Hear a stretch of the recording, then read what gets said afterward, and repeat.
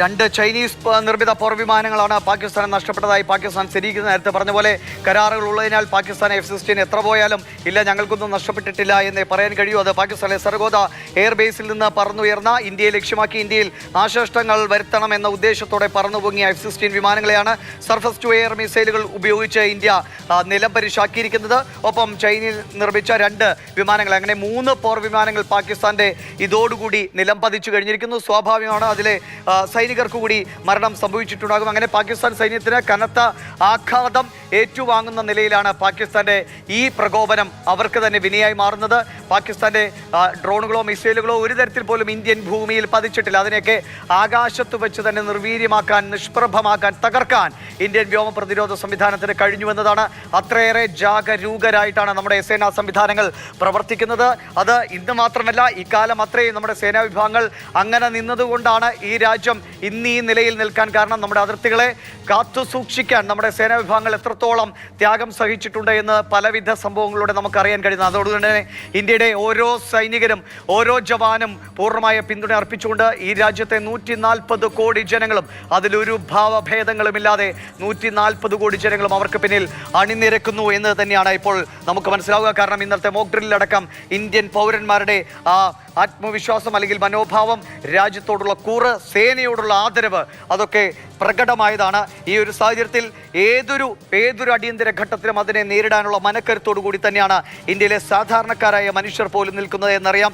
യുദ്ധം ഏതൊരു നാട്ടിലും ദുരിതങ്ങൾ മാത്രമാണ് സമ്മാനിക്കുക എന്നത് ലോകത്തിന് മുഴുവൻ അറിയാവുന്ന കാര്യമാണ്. പക്ഷേ ചില യുദ്ധങ്ങൾ അത് ഒരു നാടിൻ്റെ, ഒരു ദേശത്തിൻ്റെ, ഒരു ജനതയുടെ സമാധാനത്തിലേക്ക് വഴിവെക്കണമെങ്കിൽ അത് നമുക്ക് ചെയ്തേ മതിയാകൂ.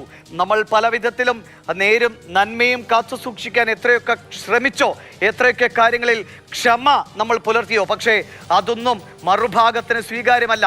അവർ നിരന്തരം നമ്മുടെ സമാധാനത്തെ തകർക്കാൻ ശ്രമിച്ചുകൊണ്ടിരുന്നാൽ ഒരുപക്ഷെ യുദ്ധം അത്യന്താപേക്ഷിതമായി മാറുന്നു, അനിവാര്യമായി മാറുന്നു എന്നതാണ് ഒരുപക്ഷെ സാഹചര്യങ്ങൾ നമ്മുടെ ഇവിടുത്തെ സ്വസ്ഥമായ ജീവിതത്തെ പോലും നമുക്ക് ബാധിക്കും എന്ന് നമുക്ക് ഉറപ്പാണ്. പക്ഷേ നമ്മുടെ വ്യക്തിപരമായ സ്വാർത്ഥതയല്ല, നമ്മുടെ വ്യക്തിപരമായ സമാധാന ഇഷ്ടങ്ങളല്ല, ഒരു രാജ്യത്തിൻ്റെ പരമാധികാരം സംരക്ഷിക്കുക, ഒരു രാജ്യത്തിൻ്റെ അഭിമാനം സംരക്ഷിക്കുക എന്നതാണ് പ്രധാനം.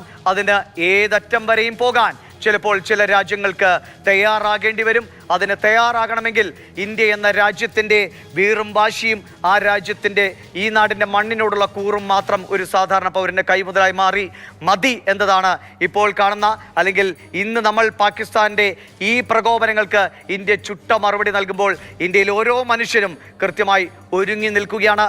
ഭാരതത്തിൻ്റെ ആത്മവിശ്വാസത്തെയോ അല്ലെങ്കിൽ അതിൻ്റെ സുരക്ഷയോ സമാധാനത്തെയോ തകർക്കാൻ ഒരു ശക്തിക്കും, ഒരു ഭീകരവാദ ശക്തിക്കും, ഒരു ഭീകരവാദ രാഷ്ട്രത്തിനും നമ്മൾ വകവച്ചു കൊടുക്കുന്നതല്ല എന്ന് തന്നെയാണ് വ്യക്തമാകുന്നത്. ഇന്ത്യൻ സേനയുടെ കൃത്യമായ പ്രതിരോധങ്ങൾ, നമ്മുടെ സേനയുടെ അത്യാധുനിക സംവിധാനങ്ങൾ എങ്ങനെയൊക്കെയാണ് പല തവണ അത് കൂടുതൽ മെച്ചപ്പെട്ടതാകണം, അല്ലെങ്കിൽ ചില വിവാദങ്ങളൊക്കെ ഉണ്ടായപ്പോൾ ഇന്ത്യ ഇതൊക്കെ വാങ്ങിച്ചു കൂട്ടി വെച്ചത് വെറുതെ പ്രദർശനത്തിന് വേണ്ടിയല്ല. ആവശ്യമെങ്കിൽ നമ്മുടെ രാജ്യത്തിൻ്റെ സുരക്ഷയ്ക്ക് ആവശ്യമെങ്കിൽ ഏത് നിമിഷവും, നേരത്തെയും പറഞ്ഞിട്ടുള്ളതുപോലെ 1971-ലും 65-ലും കാർഗിലും ഒക്കെ നമ്മൾ എങ്ങനെയാണ് പാകിസ്ഥാനെ അടിയറവ് പറഞ്ഞത്. അത് നമ്മുടെ കയ്യിൽ ഏത് ആയുധമുണ്ടെങ്കിലും അതിലും വലിയ ആയുധമാണ് നമ്മുടെ ധീര സൈനികർ. അവരുടെ തളരാത്ത, തകരാത്ത മനസ്സ്, ആ മനസ്സുകളുമായി പൊരുതാനിറങ്ങുന്ന സൈനികർക്കിടെ കയ്യിൽ ഏത് ആയുധമാണെങ്കിലും ആ ആയുധം വെച്ച് തന്നെ പാകിസ്ഥാനെയോ അല്ലെങ്കിൽ ഏത് ശത്രുവിനെയും തച്ചു തകർക്കാനുള്ള ശേഷി നമുക്കുണ്ട് എന്നതാണ് ലക്ഷോപലക്ഷം വരുന്ന നമ്മുടെ സൈനികർ നമുക്ക് മുന്നിൽ കാണിച്ചു തരുന്ന. പൂർണ്ണമായും നമ്മുടെ സൈന്യത്തിന് പിന്തുണ അർപ്പിച്ചുകൊണ്ട് ഓരോ മനുഷ്യരും നിൽക്കേണ്ട സാഹചര്യമാണ്.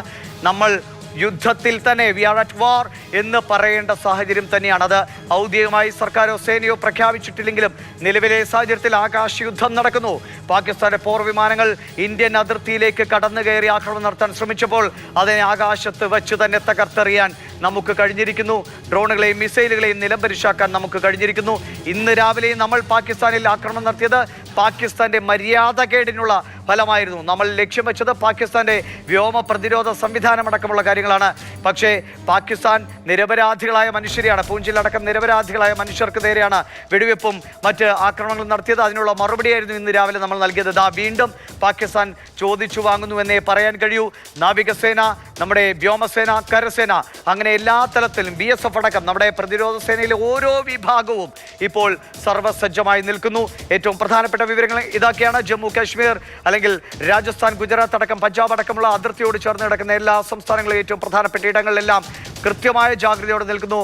ബ്ലാക്ക് ഔട്ട് ഹിമാചലിൽ നടന്ന, ധർമ്മശാലയിൽ നടന്ന IPL മത്സരം നിർത്തിവെച്ചിരിക്കുന്നു. അതൊക്കെ രാജ്യത്തെ ജനങ്ങളുടെ, നമ്മുടെ സംവിധാനങ്ങളുടെ സുരക്ഷ കണക്കിലെടുത്തുകൊണ്ടാണ്. അതിനോടൊക്കെ കൃത്യമായി ഇന്ത്യയിലെ ജനങ്ങൾ പ്രതികരിക്കുന്നു. സേന നൽകുന്ന മുന്നറിയിപ്പുകൾ അതേപടി പാലിച്ചുകൊണ്ട് ജമ്മു കാശ്മീരിലടക്കം ആളുകൾ വീടുകളിലും ഹോട്ടലുകളിലും ഒക്കെ നിലയുറപ്പിക്കുന്നു. ബ്ലാക്ക് ഔട്ട് പ്രഖ്യാപിച്ചുകൊണ്ട് നാളെ പുലർച്ചെ 4 മണി വരെയാണ് ബ്ലാക്ക് ഔട്ട്. നിലവിലെ സാഹചര്യങ്ങളിൽ അയവ് വന്നിട്ടുണ്ട് എന്നാണ് മനസ്സിലാകുന്നതെങ്കിലും മുന്നറിയിപ്പ് അല്ലെങ്കിൽ മുൻകരുതൽ എന്ന നിലയിൽ സാഹചര്യങ്ങൾ തുടരുകയാണ്.